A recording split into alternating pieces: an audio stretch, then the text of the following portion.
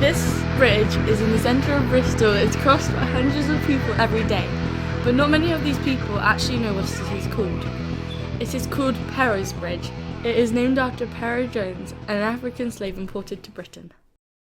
John Pinney was a sugar merchant who owned sugar plantations on the Isle of Nevis. This house was Pinney's townhouse in Bristol. He lived here with Perrow in the 1700s. We interviewed Sue Giles to learn more.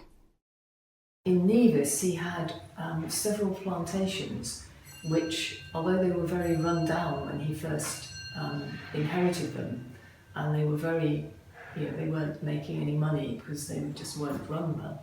He went out there, and although he'd never run a sugar plantation before, he just went there and decided that he would do this, turn around. So he built up his workforce with new, young, strong, enslaved men and women. And he said, I was shocked at the first appearance of human flesh for sale, but surely God ordained them for our use.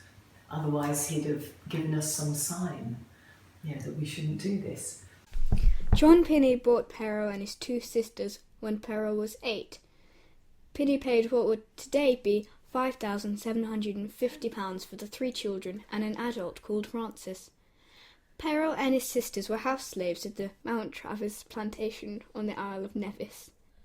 Perrow and another slave accompanied Pinney when he moved back to Bristol, and Perrow was trained as a barber.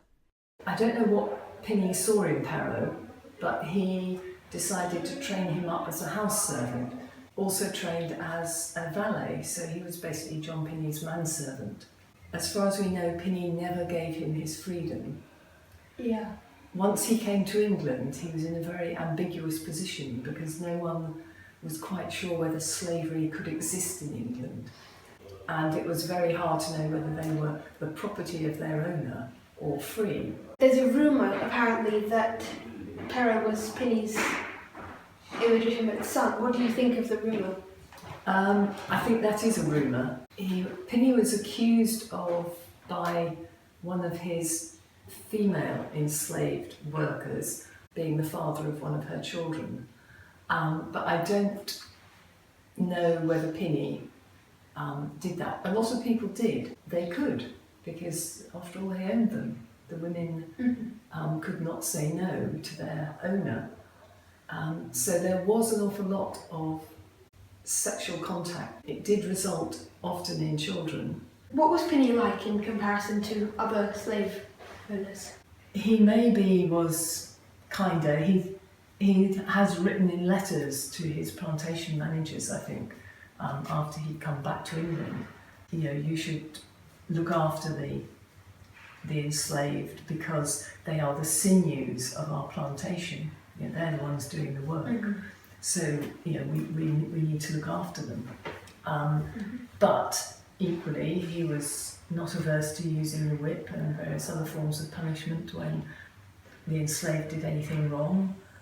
The hands are required to be in the field as soon as it is light in the morning, and with the exception of 10 or 15 minutes which is given to them at noon to swallow their allowance of cold bacon. They are not permitted to be a moment idle until it is too dark to see, and when the moon is full they often labour till the middle of the night. They do not dare to stop even at dinner time, nor to return to the quarters, however late it be, until the order to halt has been given by the driver.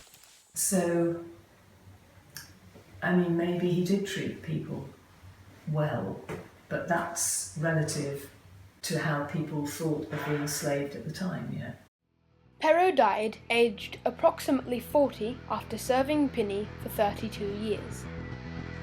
In March 1999, the footbridge in Bristol city centre was named after Perrow.